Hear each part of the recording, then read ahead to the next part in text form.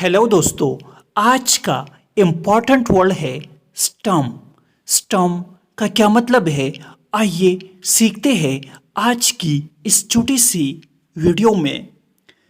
स्टम का मतलब है तूफान, आंधी, जकड़, तेज या हवा का जोर से चलना। आइए इस वर्ड को सेंटेंस में इस्तेमाल करते हैं। The storm destroyed many villages. इसका मतलब है तूफान ने कई देहात को तबाह कर दिया।